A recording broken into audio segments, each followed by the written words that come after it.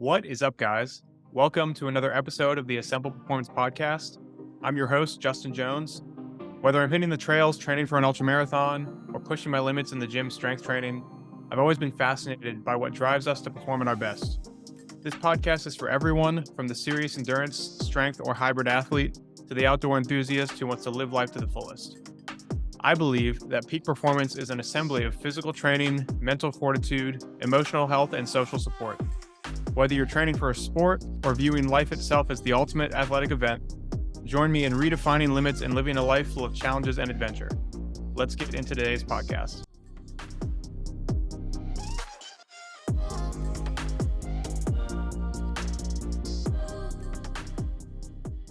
What's up, guys? Welcome back to another episode of the podcast. Today we've got Mitchell Tanner on the podcast.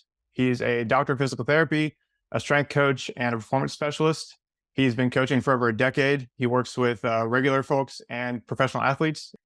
He currently owns and runs an online coaching and rehab business for athletes across the country. And he also works with Gifted Performance as part of their academics department, doing course instruction and curriculum development for continuing education certifications for coaches.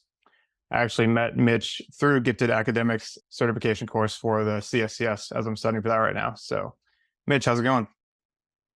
Hey, Justin. It's going good, man. Thanks for having me on. It's good to talk to you. We've been talking weekly for the past a little over a month now about the CSCS stuff, and we always have good discussions. So I'm excited to have you on. Yeah, dude. Our CSCS stuff has been coming along well. I feel like it's been longer than a month.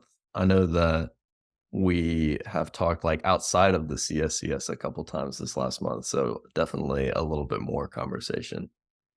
Yeah, it's definitely been longer than a month. This last month has kind of felt like a year for me with all the business stuff and studying and everything. So I lose track of time. You're a busy man. I know it.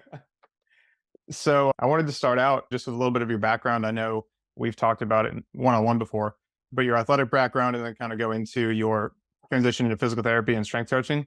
I've got a lot of questions there because I think people will be interested, because there's not a lot of strength coaches that are also physical therapists, at least not mainstream. So I'm sure people will get a lot of value from that. But could you start with maybe your athletic background and what got you interested in pursuing becoming a physical therapist in the first place? Totally. So I first got into sports when I was 6 years old. I wanted to be a Ninja Turtle, and that was the dream. So I started karate, and no one told me when I started karate that I wouldn't be able to become a Ninja Turtle. There were other steps to that other than knowing how to fight. But I fell in love with that, and that's what I did for most of my athletic career. I played some t-ball and stuff like that, but I really just leaned into martial arts, and I fell in love with it. I wound up traveling and competing all over the country in the National Black Belt League, and got into some kickboxing, some jujitsu, and just really went the distance with it. And for a long time, I thought that is what I was going to do forever. I thought we call it being a lifer, right? They're the kids that do karate for a little bit or whatever, and then just phase out. And I thought I was going to be a lifer, but I accrued a lot of injuries. I was training every day, all day. I coached martial arts, so that was my introduction to coaching. And I think that kind of naturally bled into my career path now, because as I kept getting injured, I realized maybe I'm not cut from the same cloth as some of these guys that are going into the UFC. I fought guys that did wind up going professional, and I just realized that that wasn't the most realistic path for me. And so I started doubling down on school. I was always a decent student, but I hadn't considered college until I realized, maybe I'm not going to be a pro fighter. And so I kind of put my head down, got some tutoring, studied for the SATs, and transitioned from coaching martial arts to, when I went to college, I went to the University of South Carolina and studied exercise science. And it was there that I got all of the mentorship from Dr. Jay Patel, who's the head of sports performance science at USC.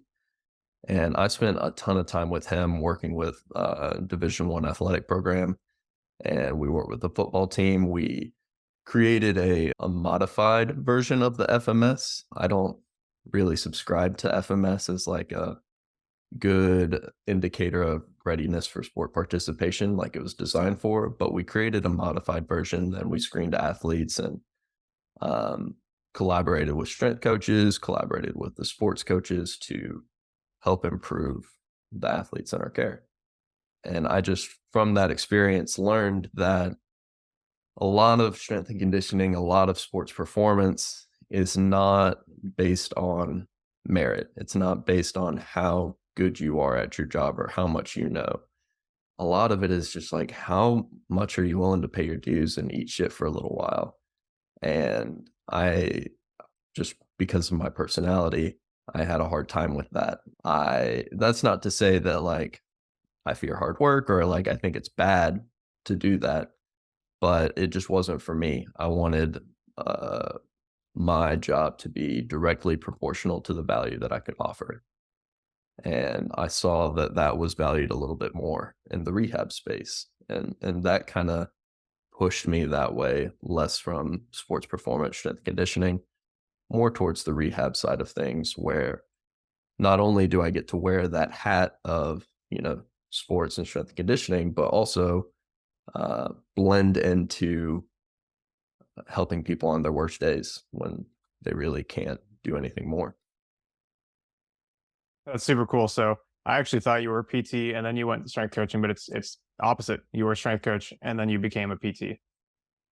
Yeah, I started out more on the performance side of things, and I always had PT in my back pocket. It was something that I was interested in, but I, um, yeah, I mean, like technically, I didn't get my CSCS until after I graduated undergrad, right? So like, I wasn't a strength and conditioning specialist officially, but that was definitely my area of expertise. So I identify just as much as a coach as I do a physical therapist. I in my role with my business, I do more coaching than I do rehab, actually.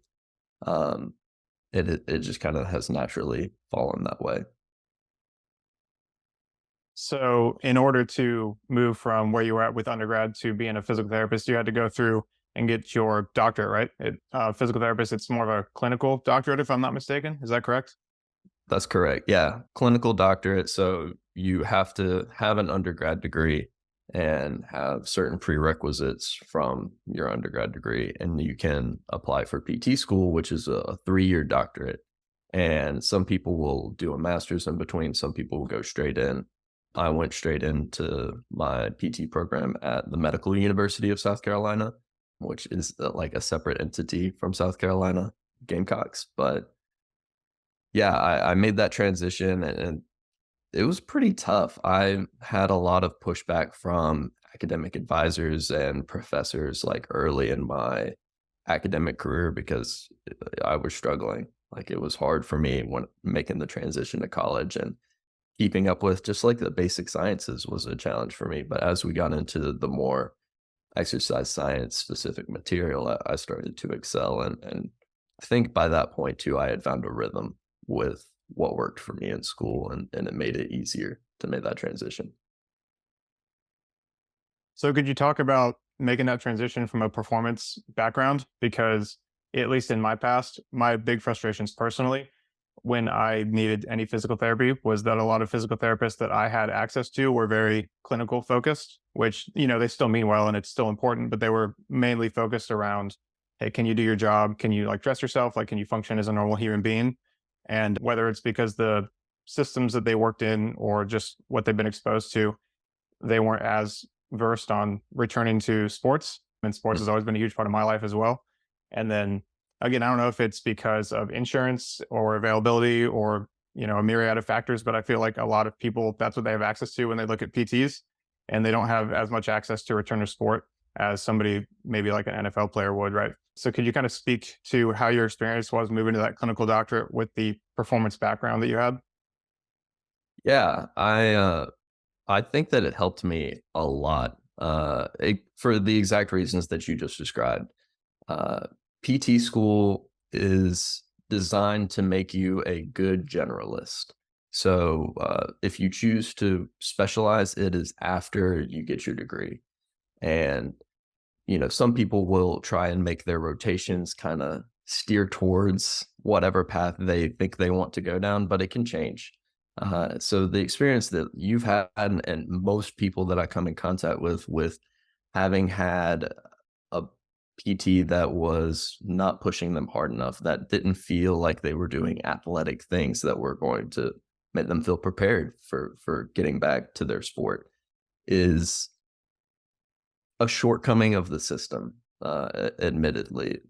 I think that all PTs do the very best job that they can with the resources that are available to them. Like, no one is out here trying to undercut anyone or not provide the best service possible. But uh, one thing you mentioned was like billing and insurance. That plays a huge part in the level of care that someone can get.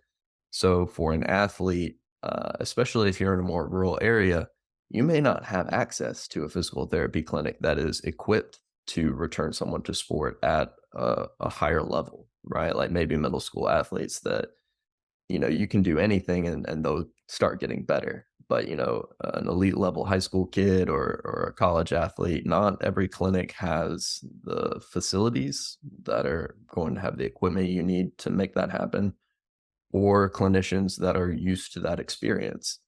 And it can be hard, especially if you are limited by finances and insurance, to find that clinic. Even if there is one in your area, you're either going to go out of network or pay out of pocket most times to get that high quality sports rehab. Yeah, that happened to a lot of people I know because I came from a very rural area, and high school basketball, volleyball players, labrum issues, would go in and get their physical therapy, and it was great, and it, really helped them in their recovery. But then they kind of returned to sport with not much of a plan, and I know a lot of them still have pain and issues just because, back when they got the surgery and did the physical therapy, there wasn't that final, transition into, back to, sport, basketball, volleyball, stuff that's probably needed just a little bit more guidance. And again, rural area, there was a small PT clinic, and there just wasn't as many resources. I guess now online, there's a lot more. Back then, Mhm. there was a lot less, like you do Yeah. online consults. So I guess that is an option now, and it really wasn't back then, I don't think.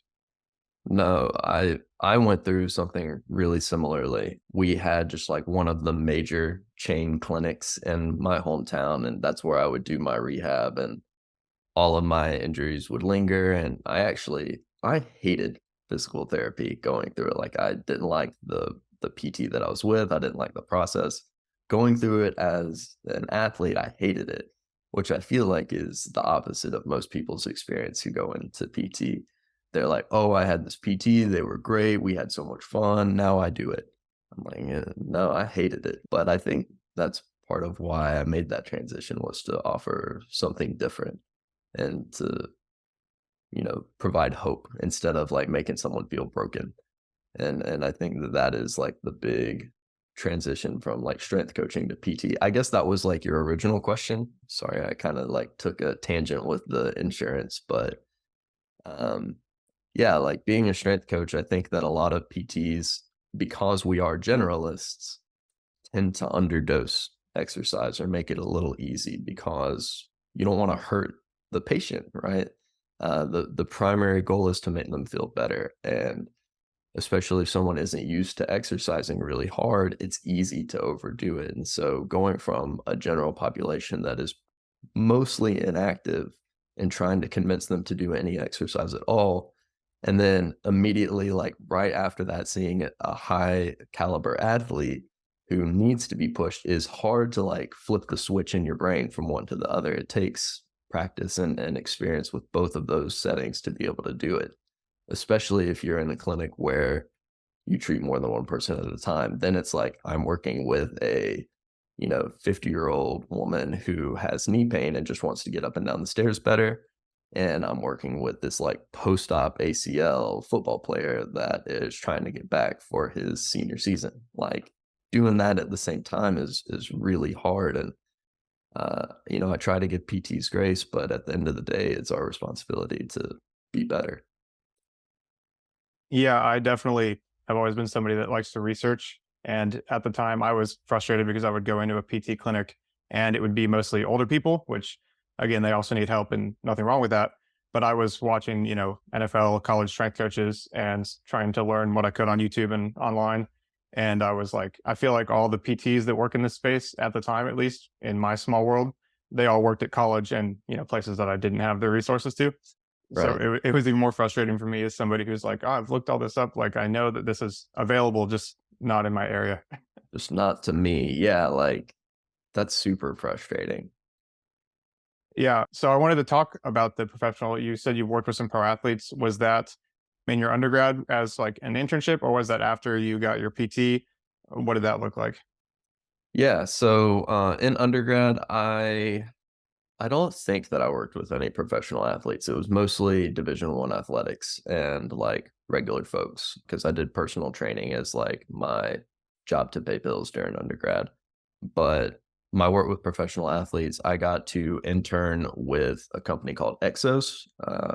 And I worked with them for their NFL Combine out in Dallas, Texas, and I helped do rehab with them for all the athletes getting ready to go through.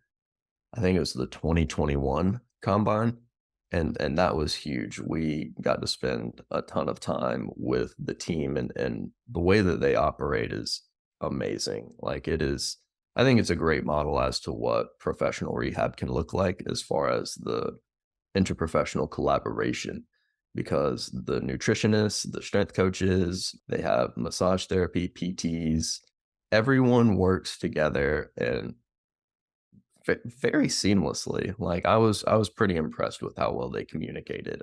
I can't speak to all the facilities, but what they've got going on in Dallas, they work together really well as a team.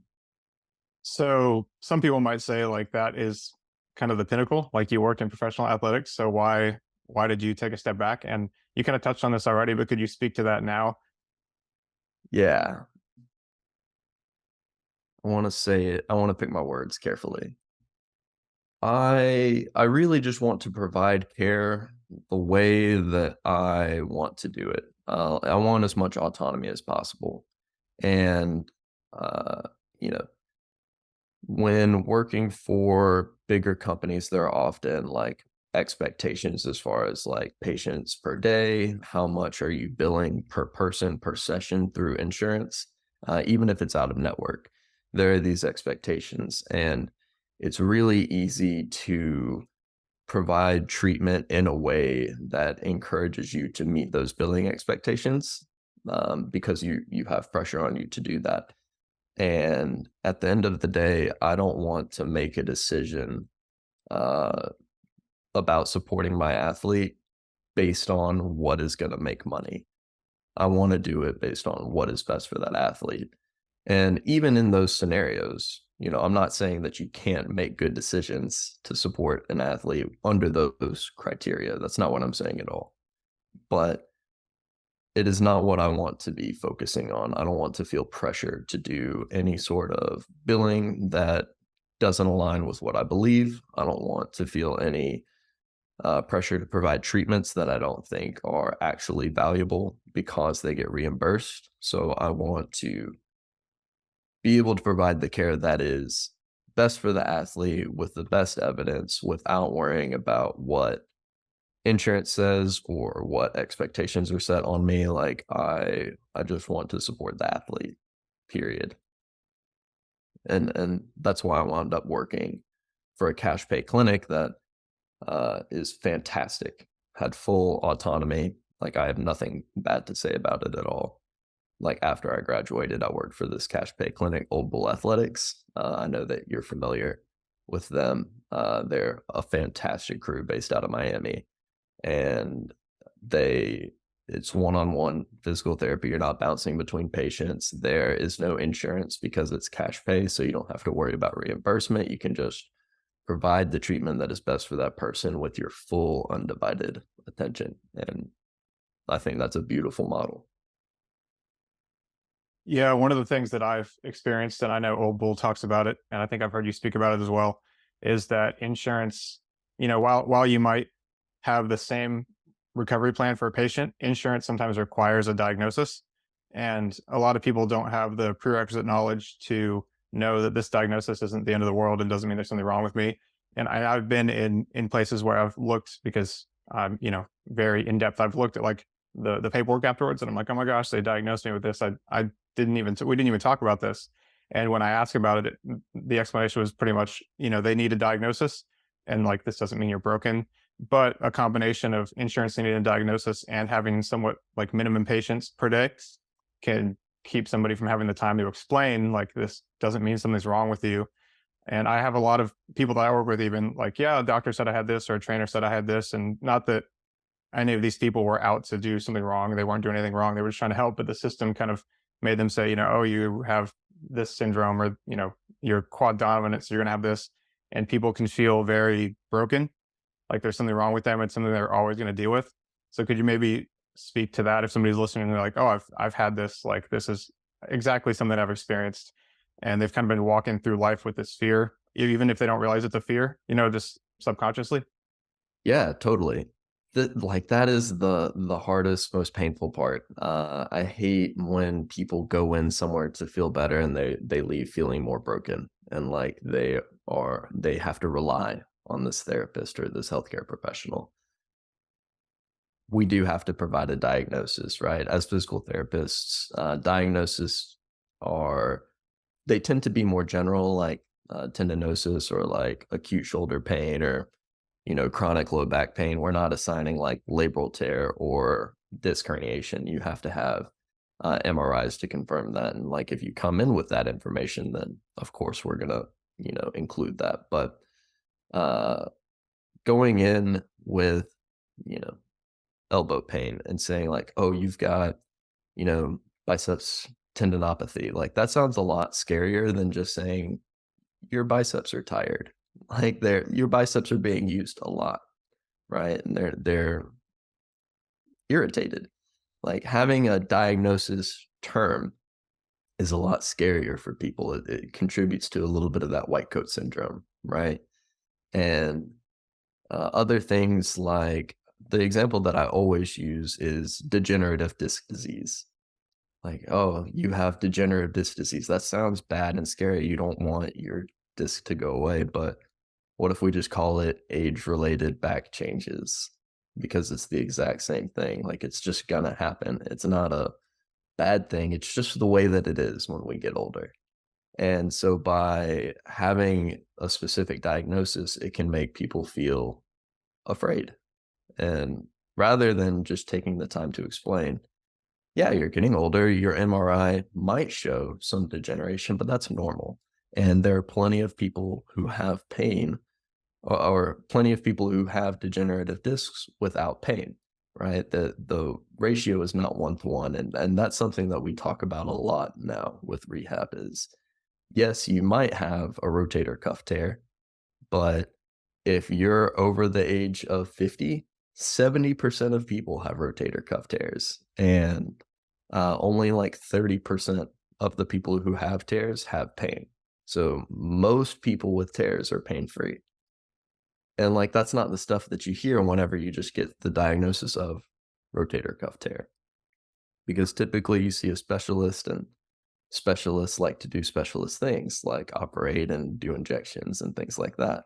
But when you get conservative management from a PT and they can tell you this, or maybe the specialist is like, hey, we don't do surgery until we try conservative care first. Like that's a positive step in the right direction from, what you described.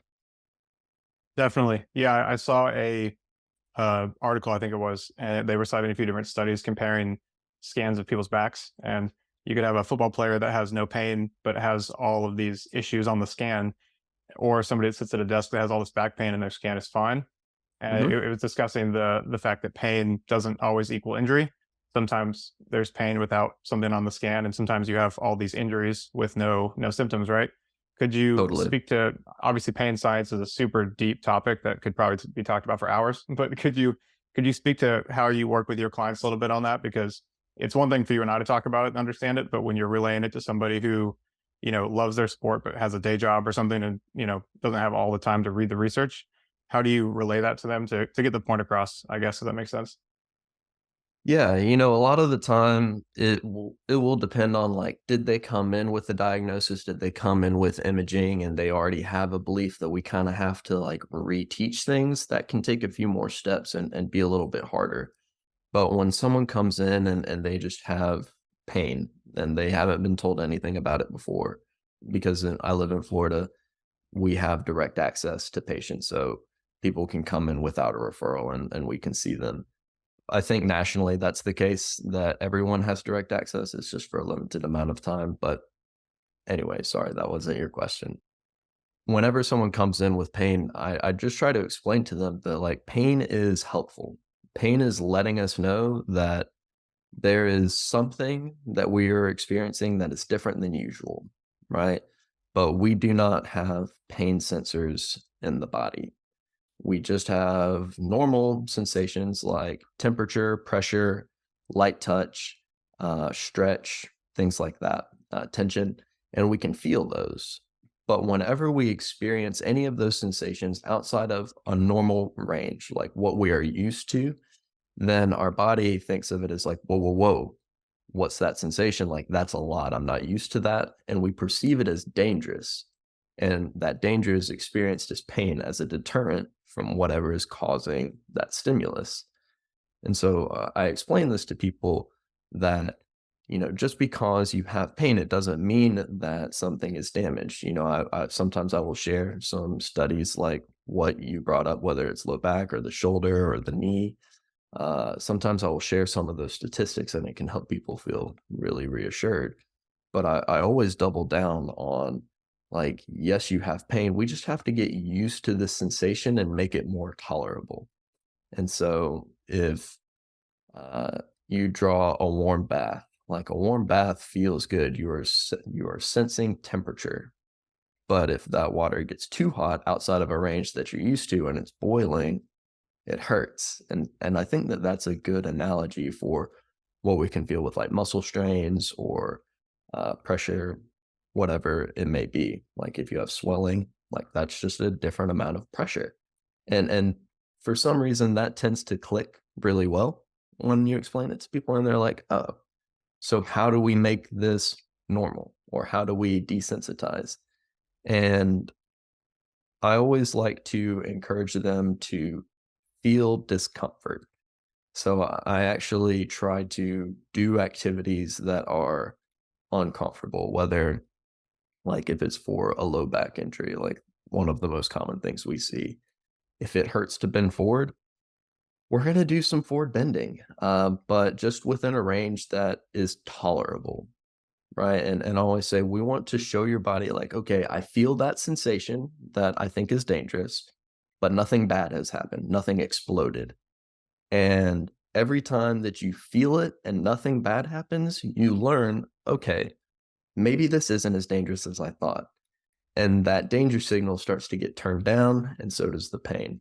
And then we just build back up because that danger signal gets further and further away as you get more used to it and you get stronger and more resilient. So, yeah, and this exact topic, I send people a barbell medicine article a lot because it has a good visual of like fear of pain and how that perpetuates the negative cycle. So you kind of touched on it already, but could you kind of more directly maybe talk about how that fear just perpetuates the length of your injury and like, all of the maybe catastrophizing that you do and the emotional side of this? Totally. So whenever like you have that pain onset, there is an immediate alarm. You're like, oh crap, what just happened? And the initial thing that most people do is they stop moving. They try to avoid the pain because they don't want to damage whatever worse. And in the very short term, that has value, right? There's an inflammatory phase after an injury that is intended to start the healing process. But after like 2 days max, like you want to start moving. If you can move sooner and it's like not painful, I have people do stuff sooner. It just depends on like how acute. But whenever you have that pain, if you avoid it every time you do happen to experience that, it is more novel, right? You're not used to it and it feels more alarming. And so you feel it and you're like, oh no, I did that thing again. And it increases your fear. And so you see these people who hurt their low back bending over to pick something up and get told, oh, you can't bend forward. You can't bend your spine forward. And they're like, well, how do I sit on the toilet? How do I tie my shoes? How do I pick up my pants? And there's all these people who are limited by these constraints that they have around the fear. And whenever they do have to do those activities, it is not only scary, but it hurts because they believe that it's going to cause a problem. And so our beliefs can strongly shape our experience. There's research where people are given fast acting opiates compared to a placebo, and they are told to measure pain or report pain as they are given different levels of like shock stimulus. And even the people who were told they were given the fast acting opiate were reporting lower levels of pain just because they were told that they were going to be on the super strong drug. And so your belief about what you're going to experience with pain can be as strong as a literal opiate medication. And so it just creates this feed forward mechanism. Like if you think that something hurts and you do it and it doesn't feel good, it's going to hurt worse. But if you lean into it, you can break that cycle before it keeps spinning. Yeah, I think that's termed the nocebo effect, right? The negative placebo when it comes to, oh, I think this is going to be bad, so it's bad because you thought it was going to be bad. Exactly. You got it. Yeah, my dad actually dealt with that. I know he listens to this, so he'll probably text me and talk about it afterwards. But Oh, cool. he was in a pretty bad car accident, and he was a big cyclist. And his doctor told him he'd never ride a bike again because of his back. And it took him a long time to get back on the bike because anytime he would experience pain, it would be like, oh my gosh, I'm going to break my back again, and be this whole big thing. But now he's back on the bike and training for another 100-mile bike ride. But it took a long time because he had such a negative association with the pain because of what his doctor told him. And his doctor wasn't out to do a bad thing, his doctor was just trying to protect him, but it did have some negative outcomes. I think that's where like the art of coaching really comes in, because how you get something across to somebody has such a big impact, you know. It might only be a few seconds, but it could impact them for years. Totally. I hate that for your dad just because that's a story we hear all the time. Like, I wish I could say I was surprised, but at the end of the day, you know, doctors and clinicians alike err on the side of caution because it's your license on the line. And sometimes that can be to the detriment of the patient. And whenever you tell someone these things, like you're a healthcare provider, the patient doesn't know any better. Whatever you say is law. And I think that it is really easy to not pick our words carefully and say something that might have a more negative impact than benefit. Like we're trying to keep this person safe by saying like you'll never ride a bike again or you should never deadlift again.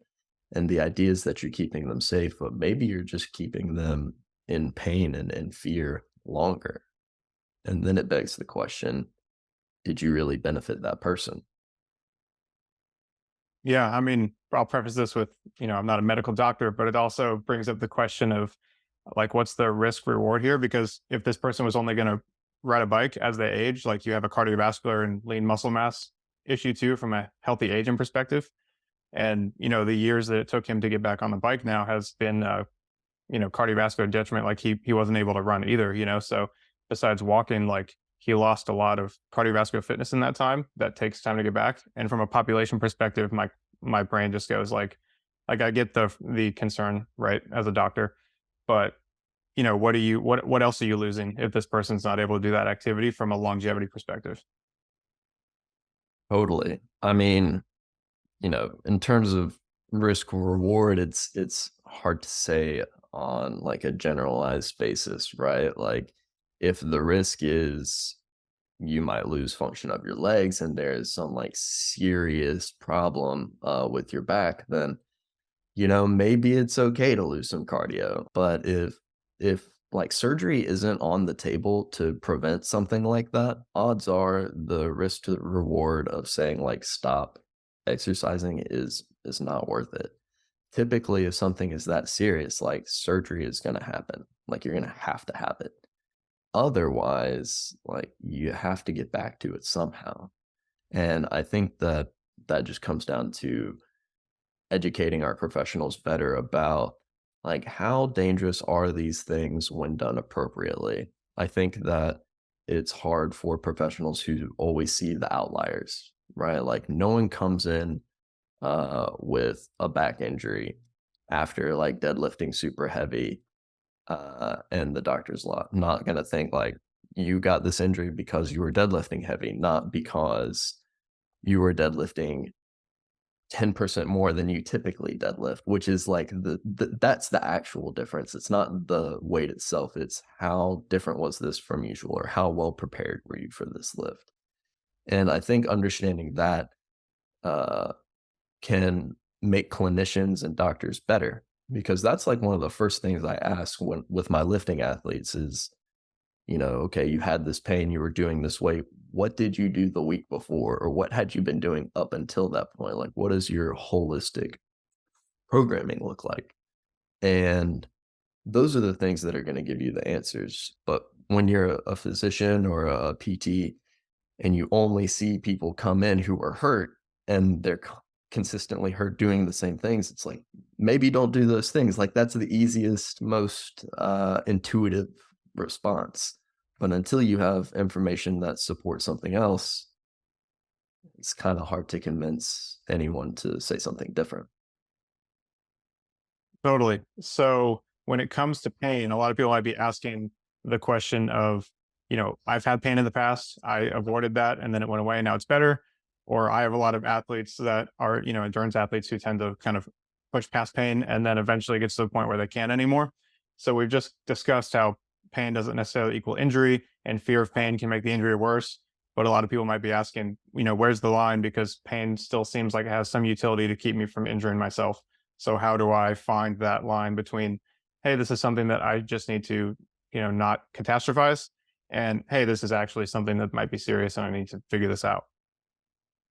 Yeah, that's a great question. I know we've talked about this before. So this is really individual to every person, and I can't give like a one size fits all answer because it depends on what level you are participating in your sport at.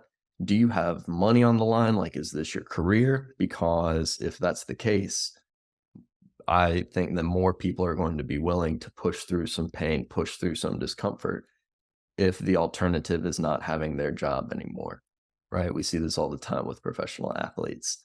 If you have a competition coming up and you're really hoping to perform well and you don't want to take steps back from your training, then you might be more inclined to push through pain.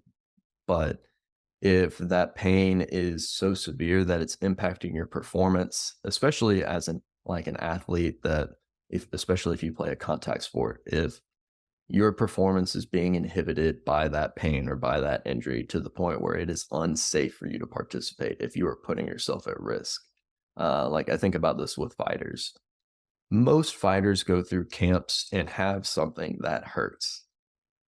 Like you just are going to by nature of the sport. And if that injury is limiting your ability to strike, to defend yourself, if it's causing you to hesitate, then maybe it's not safe for you to get into the ring. And that's where it's time for sure for me as a clinician to step in and say, like, maybe this isn't a good choice. Like, I don't think that you should do this.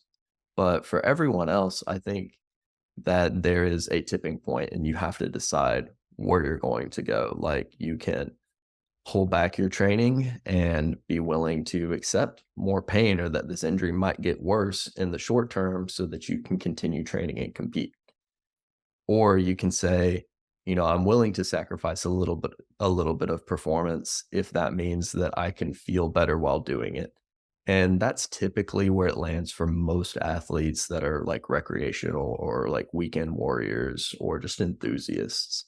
Because unless you're doing it professionally and you just do it for enjoyment, if you're hurt and you can't perform at the level you want or that pain is impacting your enjoyment, then like what's the point of continuing to push harder?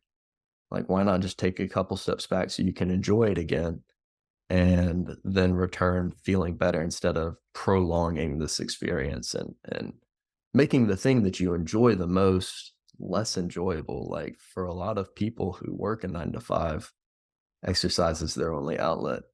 And if you feel bad while you're doing that, then is it serving its purpose the same way anymore?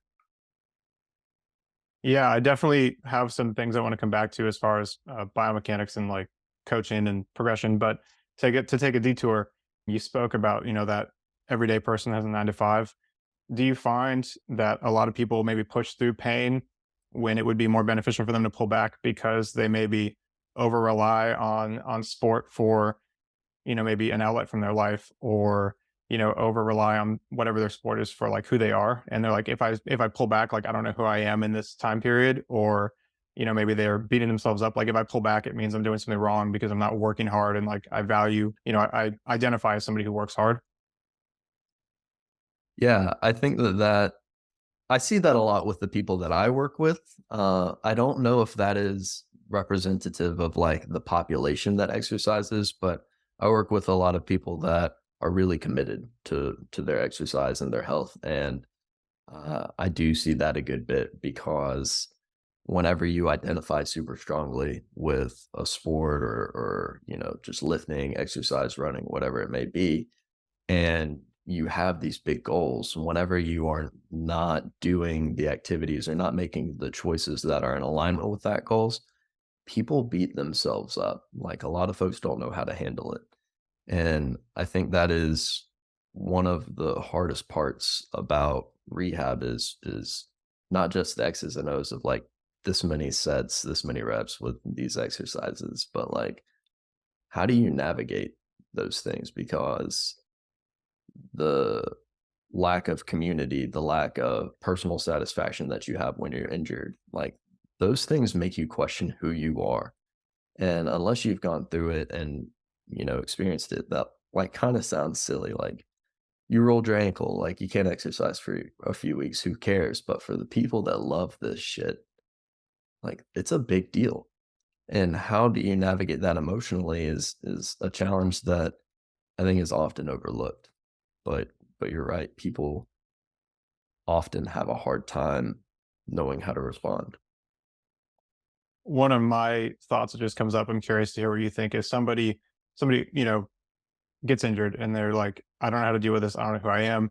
And then maybe they hear this and they're like, oh, like I'm not even navigating this right. So it goes from beating themselves up for not being able to do their sports, and now beating themselves up for not responding to that in the right way. Um, so like where does, I guess, compassion come into this, and like empathy for yourself? I don't know if empathy is the right word for yourself, but you get the point. Yeah, yeah, yeah. Easier said than done, right?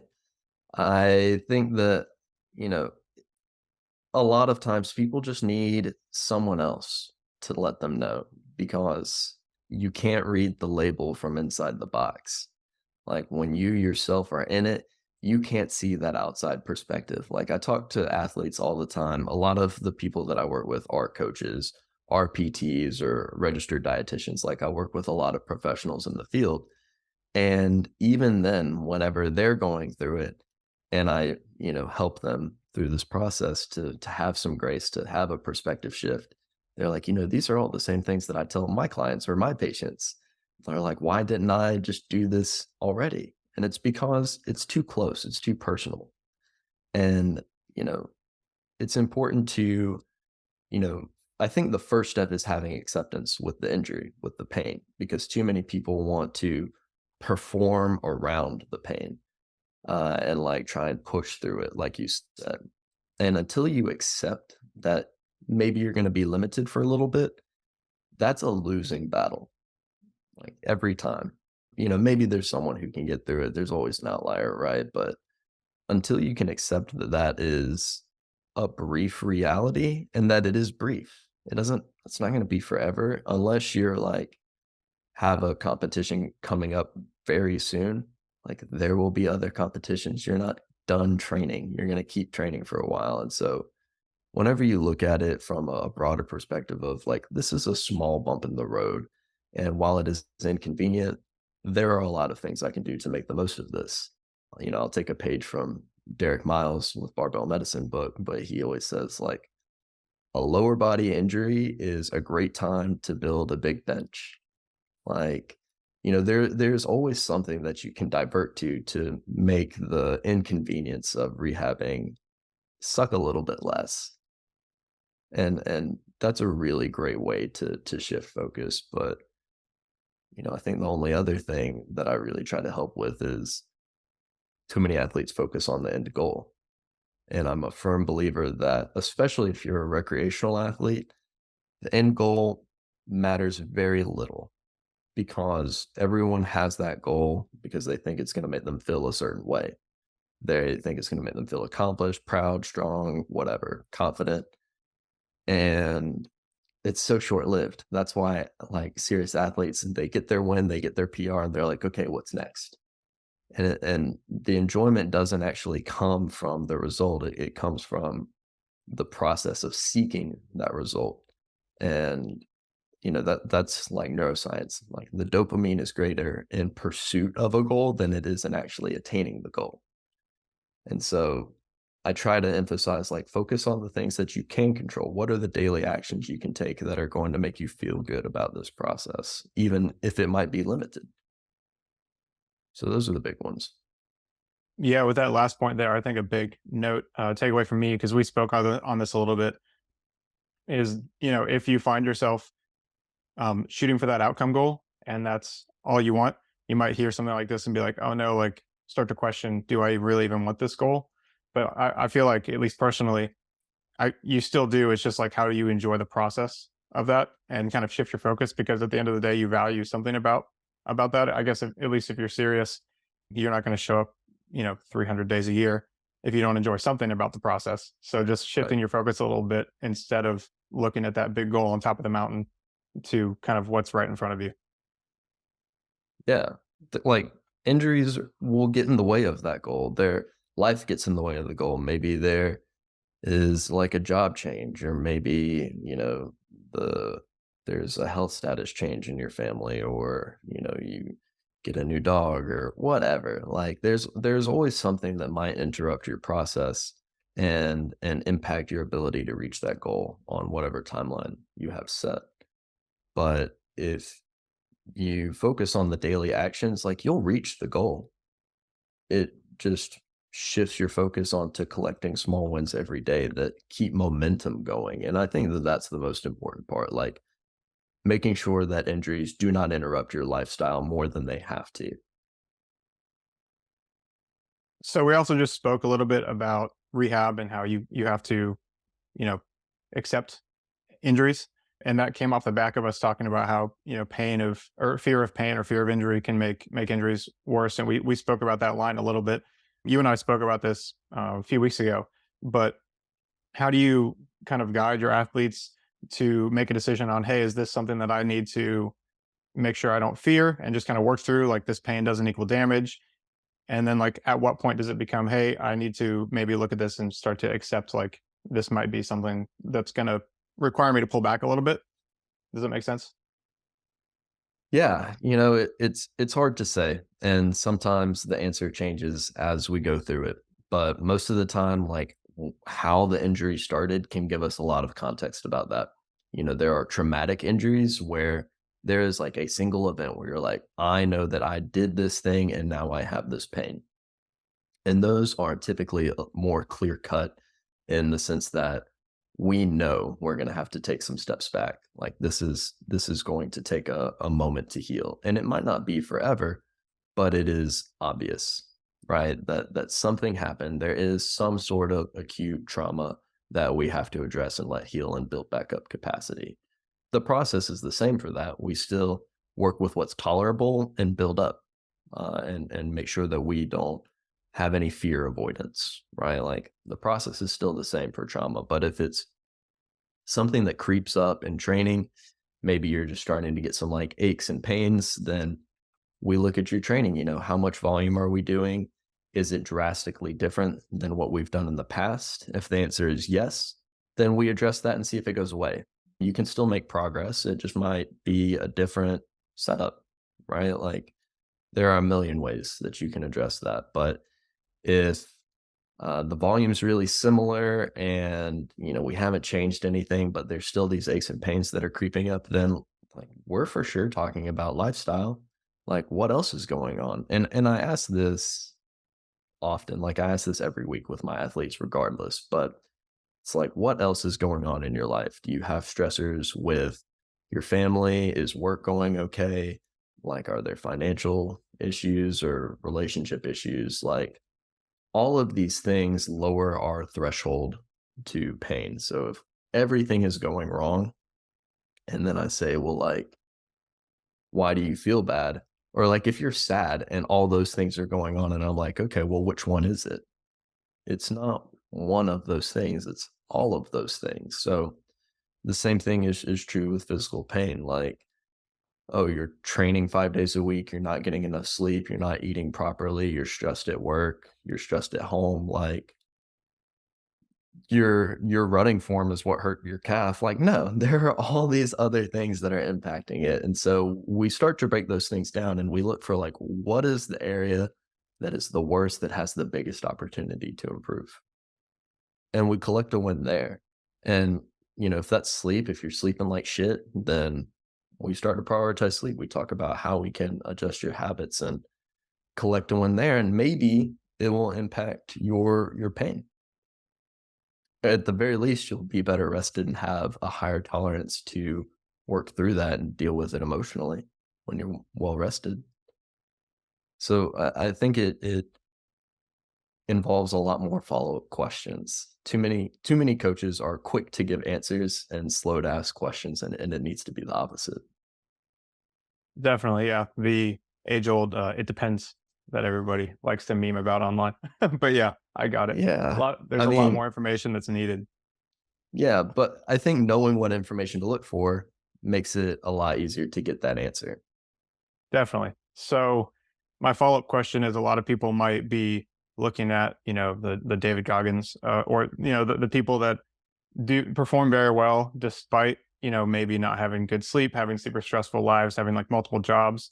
And they might be sitting here thinking, well, like my life isn't stressful compared to that. So how does that matter to my training? Like I should just be able to train more because my life isn't as stressful as theirs. What would you say to that person? Tell that person that everyone's set point is different. So, what is challenging for me is not going to be the same as what's challenging for you. That's like giving someone with their PhD an exam and giving someone with their high school diploma an exam and like expecting them to both do the same. Unless you have the same experiences and the same exposure to stress, like you're not going to respond to it the same. If you are more accustomed to stress, you will presumably tolerate it better. But it's an unfair comparison, and I think that it's easy to look at these people that glorify the grind and the hustle, like David Goggins, and think like, man, I just need to do more. Uh, but that's the narrative that is pushed on us by like all of society, like make more money, have a better job, look better naked. Whatever. And drive a nicer car. And unless those are the things that are actually going to make you happy, it kind of goes back to the trade-off you were saying, like, is it worth it? Because for me, I've done that. I've slept 4 hours a night and gone to school and interned and worked all at the same time. I've, lifted 6 times a week and tracked every piece of food that went in my body for months, years on end, and gotten sick results. But what I've realized now is that like those things don't make me personally as happy as enjoying the process. So I would rather enjoy what I do every day more and maybe not be as strong or maybe not be as jacked as the person who does it all but is miserable. And that just goes back to like the end goal may not be as satisfying as we think it is while we're looking at it from afar. Yeah, that goes back to the dopamine. It's more fun to chase the goal that's far away. I don't know if it's as big now, but I feel like it used to be larger online too. The narrative, at least in the fitness world, of like, comfort kills and like you should never be comfortable. And in order to do, X, Y, and Z crazy thing, you have to, not be comfortable now. And kind of that, I guess, demonization of enjoying where you're at now. I don't know if you've seen that, but I've felt it before, and I definitely know a lot of other people that have felt it. Like if I want to achieve this thing, I have to not be happy in this moment, because if I'm happy in this moment, then I don't have the, I guess, the drive to achieve this thing. Yeah. I mean, I know what you mean, man. I've been there. I've been there too. I like I said, I think it's a product of society, but I think that there are some logical assumptions that are just incorrect in that. And the first is that you can be content and a work in progress at the same time. And too many people confuse being content and complacent.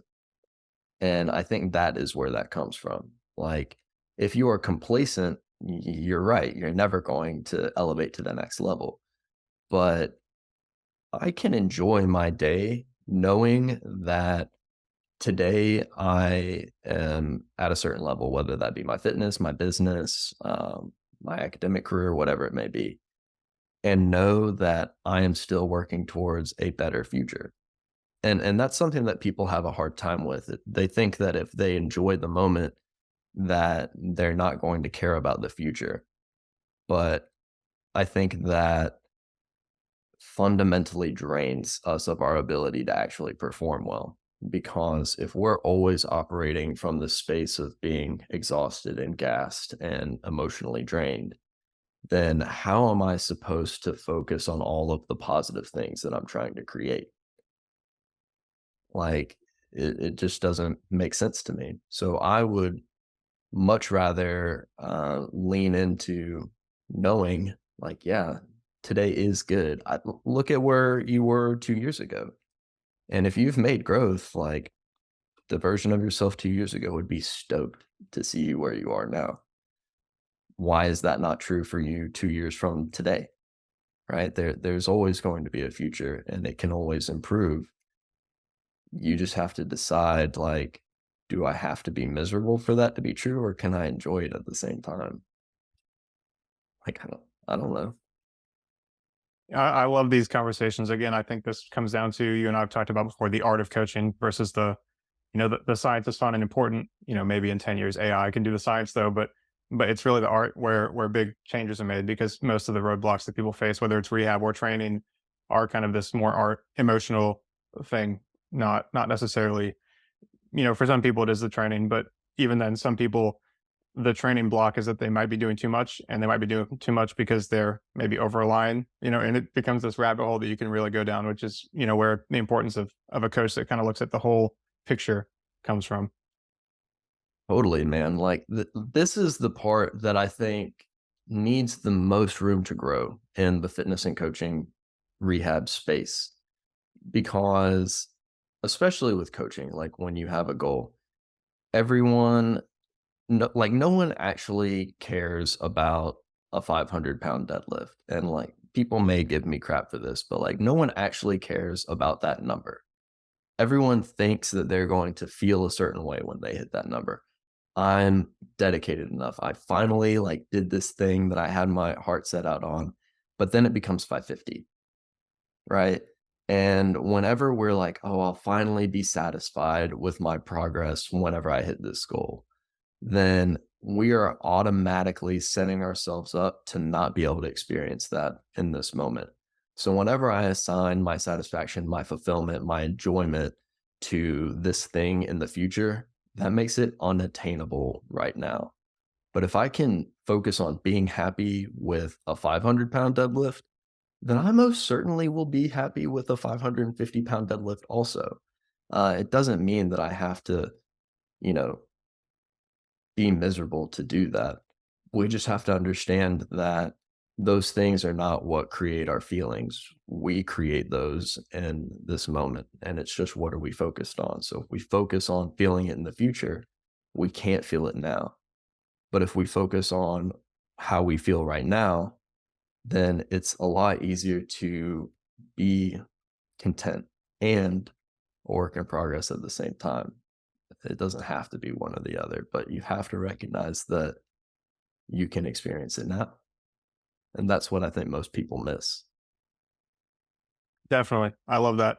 I'm going to make a maybe interesting transition here, but Okay. I have a few more questions about on the training perspective and the rehab perspective.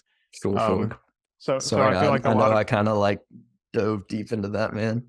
no, I love it, and I could talk to you about it for hours. But I do have just a few more things that I want to talk about as far as rehab and the way you work with people. So when it comes to kind of you see what you expect, I feel like that is true with what we just talked about. You know, like if you're only looking in the future, you're only going to feel happy in the future. Or before, like if you're looking for pain because you expect pain, you're going to feel pain. So what do you think of? I guess again, being careful with words, like not trying to say anybody's wrong or out to like do bad things because I think most people want to do good things, you know, and want to Uh-huh, help people in the best way they can. But the kind of over focus on like biomechanical, like, hey, this is how you move. So you're always going to have this kind of pain. And a lot of people think like, oh, like I just have, you know, this insert biomechanical thing. So I'm always going to experience this type of pain. And they would kind of work through life in that way. And, you know, maybe some of it's like, hey, I broke my foot and I've always had pain there. So like clearly that's defined. But somebody else again, like, hey, I'm quad dominant. So I'm always going to have knee pain because this person told me I'm quad dominant or whatever. And it perpetuates what we've already talked about, kind of this fear of movement and kind of the nocebo, like negative placebo effect. So could you maybe speak to at least what you think about a lot of these like biomechanical things that people do it, you know, do one test and then say you're going to feel this way forever. sure. I think that everyone does their best with the information that they have. And that being said, biomechanists use biomechanics to explain performance and pain. And so I don't necessarily think that it is their fault. I just think that there's information that they're missing in that narrative. Those movement discrepancies might contribute to pain if they're different than what they're used to, or if they're not strong in those positions. It can be a contributor, but it's not in the movement itself. Typically, it's typically that movement relative to either what they are used to or what they uh, I mean, what they're used to or how strong they are, like, those are the big things that contribute to it, and so, I think that most of the time when people do that, it comes from a place of wanting to be helpful, but there are also people that are predatory with that, and you see that a lot in the rehab space, or the sports performance space, like, you come in, you do a movement screen, a free consultation. It's like, oh, your foot drops this much on your run and your pelvis tilts when you do this. Like if you don't do that, you're gonna blow out your ankle. But if you sign up for my class, we can fix that and improve your speed by, 0.3 seconds on your 40. And every parent who hears that and has the stream of their kid being a D1 athlete is going to drop that credit card. And so I do think that people are predatory by using some of those tactics. It happens in rehab all the time too. Like, oh, you have back pain. Like, we're going to do this many treatments, this many times a week for X amount of time. And that may not be necessary, like, maybe their condition improves, and you don't have to do all that, but, attributing pain to, like, one thing or saying you have back pain because of, your ankle mobility or whatever, like, probably not, man. Regional interdependence is something that, like, really gets misconstrued in training and rehab, and people try to draw correlations all over the place that don't exist. Like, oh, your jaw hurts because your posture's bad. Like, No, it doesn't. Your jaw hurts because you're stressed and you clench your teeth all day. Like, there's just too many things. So whenever people operate from that, I don't think that they're trying to do harm, but I do think it's a way that you can sound really, really smart and create buy-in with people that might lead to more money. But I know plenty of people that are expert biomechanists that don't do that. They're like, yeah, you do this, but like you should just go see a PT. I think biomechanics absolutely play a role in performance though. So like the camps of you're either a movement optimist or a biomechanist, like there's an in between to be had there. Like I don't think that biomechanics are the responsibility of pain, but we can for sure create more efficient patterns that are going to help you in sport, whether that be like sprint start position or like swing mechanics for a rotational athlete. Like there are benefits to technique. Like we can't write those off altogether. But using them as a sole explanation for pain is a gross misrepresentation of the many factors that contribute to it. Yeah, and it's pretty clear that it does play a role in performance. Like somebody with shorter arms is going to have a better bench normally with the same training because they just have less, you know, uh, travel. But you kind of touched on it already, and this was my next question, anyways. Is as anything in sport and in life, like the truth is somewhere in the middle of a spectrum. But we can speak about like running and lifting. I work with a lot of runners who are wanting to start lifting, and so this comes up a lot. You've got the one extreme, which is, hey, you have to lift with perfect form, or you're going to get injured. And then you have the other extreme, which is like the human body is going to find the most efficient way. So like you just need to lift more, and you will find the right way. And obviously, the truth is somewhere in the middle, right? Because if you never lift heavy and just focus on perfect form, you probably won't get super strong. If you just try to lift super heavy and have horrible form, you might hurt yourself. So like where do you see the truth on that spectrum? And how would you communicate that to someone? I know, big Yeah. question. Yeah. Big question. You see me like take a big breath, like, I mean, you said it really well. It's gonna depend. So for someone who is new to lifting, depending on how new they are, like they might be doing things that are just not going to support their goal that well. So I think that the easiest way to look at this is from like a hypertrophy goal standpoint or a physique goal standpoint. If you want big biceps and you are swinging your curls and doing like partial reps, like we're going to change that. Like we're going to dial that in a little bit so that you get all of the benefit from the movement, right? Understanding the purpose of the movement is important. So if the purpose is to grow the muscle and put tension on it, we're probably going to have a little bit more of a specific technique that's necessary for it. But if the goal is to just move something heavy or to move it fast, like in sport, I care much less about the technique unless you're doing something that's grossly unsafe. So, like working with high school athletes, I think is a great example of this. Like, I don't really care if your squat is perfect. I just want to see you bend your knees and stand back up and to try hard. And if your back moves a little bit, or if there's a little bit of a wobble, like you're a high school kid, you're not as coordinated as you're going to be at squat for 2 more years. And then let's talk about that. But I think just getting a good base and learning how to try hard is probably more important than the nuanced techniques when it comes to like a performance standpoint.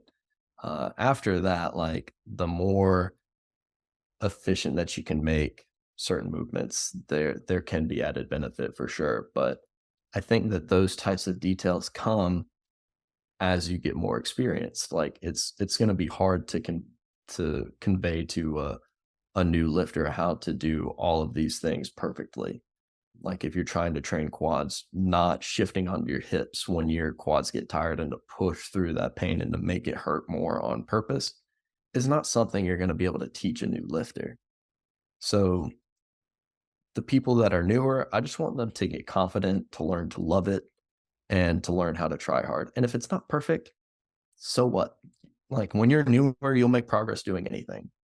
And as you get more experienced and as you get more comfortable, then we can dial in some of those details and focus on making adjustments that might move the needle in your favor when it gets harder to move the needle.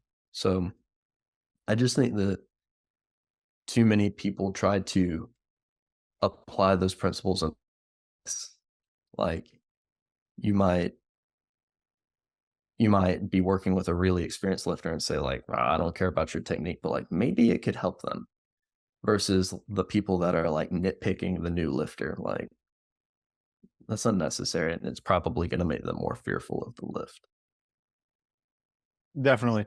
So before we get too short on time, I did want to, we talked about a little bit how you work with people from more of a holistic perspective, but I would like to talk a little bit about how you work with people from a training perspective as far as load management. Like you definitely, the way you work with people from an injury rehab perspective is different than what people might be used to, which is like, ice baths, Theraguns, like just train really hard and take an ice bath. You mentioned it a little bit already, but very much like, what have you done? How has your load changed? And how do we progress this in a smart manner? So I'd love to hear more about that from, how you work with your athletes.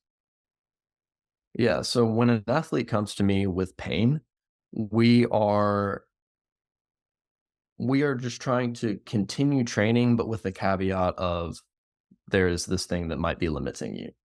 And the first thing that we do is we lower the bar. So you have pain, you're limited in how well you can do an exercise or your sport. We're going to dial back whatever they tell me they think that they can do. We're going to do 20% less than that because I don't want there to be any doubt at all whether we can do this activity. So we're going to do it even if it's easier than they could do. We're going to do something super easy, collect a win, and then we're going to move up. And what that does, that like really stops the fear avoidance circle in its track. So you think you can do this? All right, we're going to do 20% less than that, see how it goes, and then we'll move on. But different people require different constraints. So some people are going to be more hesitant than others, and others you have to put like a hard cap on, like do not do more than this weight today. And that comes to like getting to know your athlete a little bit better. So in general, like I'll figure that out based off of feedback. I will normally give a hard stop early on.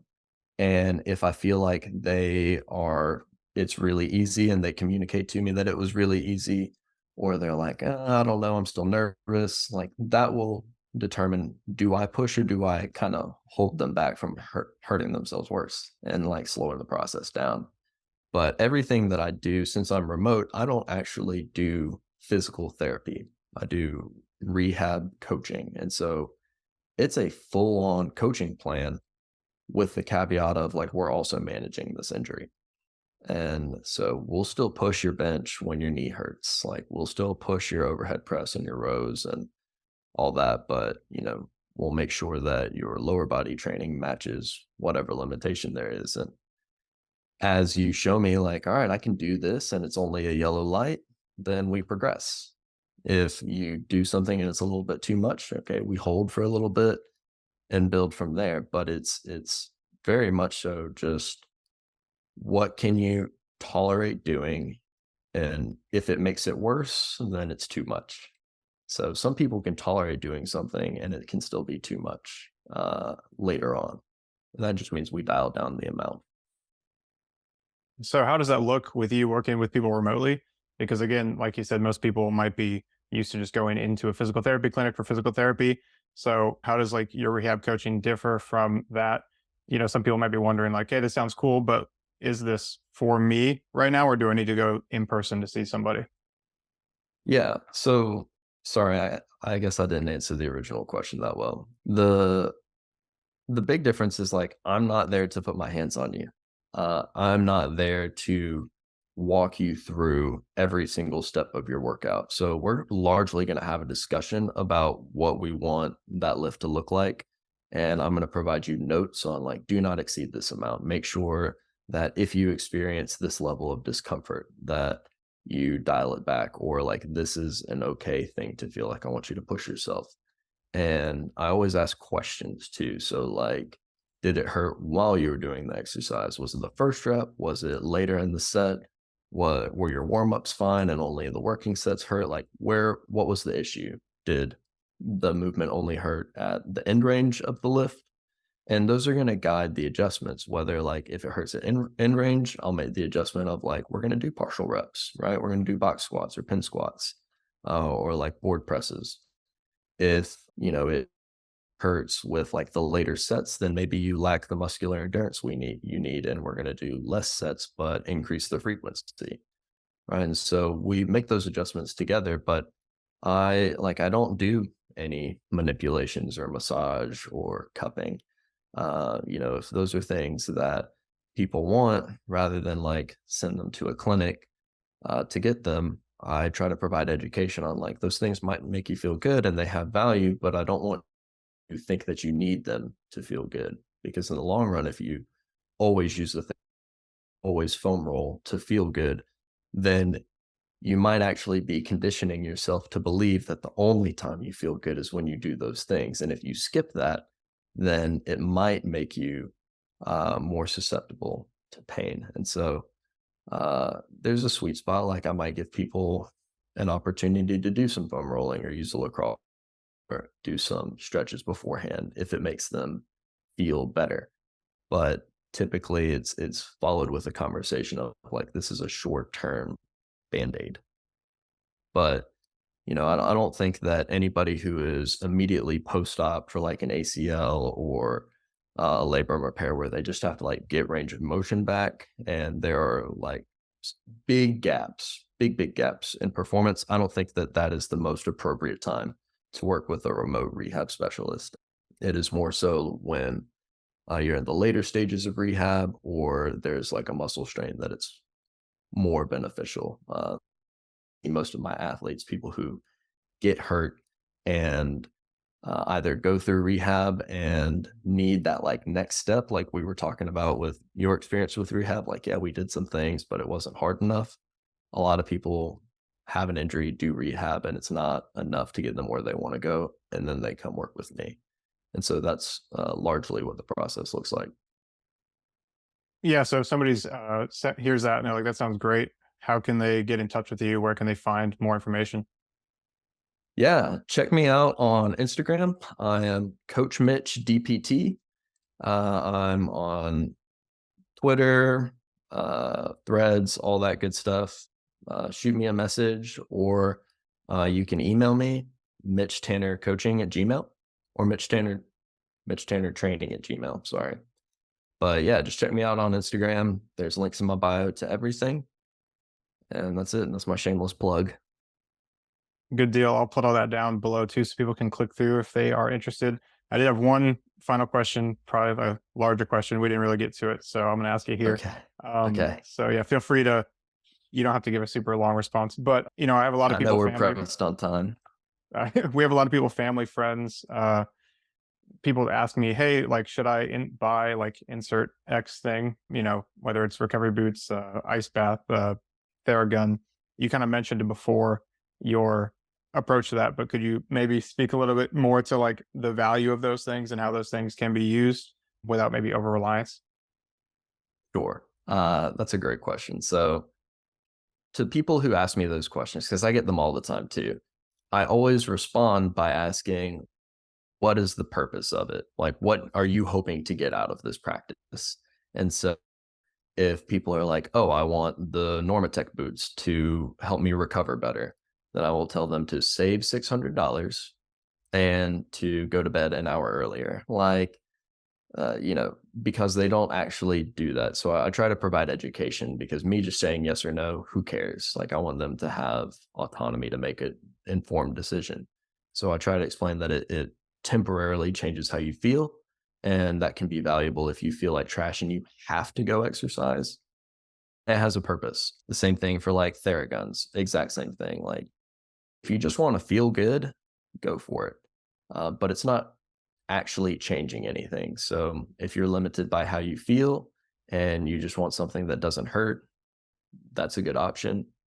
But a free option might be to take a look at your training and see, like, why do I always hurt? So I try to have those conversations. And then, the other really popular one right now is ice baths. Like, if you're doing ice baths because you think it's going to make you recover better, like, maybe save the time and suffering. But if you want to do it as like a mental practice to do something hard for like nervous system regulation, then go for it. Like I think that that's valuable. Myself, it's just it comes down to what is your believed purpose of the activity, and if it is to improve your recovery, like none of those are going to. But if it is to feel good or to help with regulation or something just as a mental practice, go for it. Good deal. Super, super in-depth answer. You covered everything there. That was good. Um, Okay, cool. Sorry. before we jump off, do you have anything else you want to add, or things you want to bring up? No, I really enjoyed our conversation today. I super appreciate you having me on and having good and like interesting questions to talk about. It always makes it enjoyable for me too, and I just hope that the listeners benefit from it. I guess like the only other thing I would say is if you're listening, tell someone that you haven't talked to lately that you love them. Good reminder. That is a great reminder. It's always Yeah, great to talk to you. When we started the CSCS stuff, I think we talked about it. Like these are great conversations. So I really wanted to get you on, and I knew we'd go long because that's just how it is every time we talk. So yeah. No, it's good, man. I'm glad we're able to do it. Thank you again for having me. yeah, totally. Thanks for coming on, and yeah, it was good talking to you. And I'll talk to you when we meet next for the CSCS stuff. Sounds good, Justin. All right, have a good one. Thanks. You too, brother. Thank you for listening to today's podcast. If you enjoyed it, it would be helpful if you could leave a rating or a review on whatever platform you're listening on, as that helps us reach more audiences and get more awesome guests on. If you're interested in anything we talked about today, you can check the show notes for all links. Otherwise, I will see you guys in the next podcast.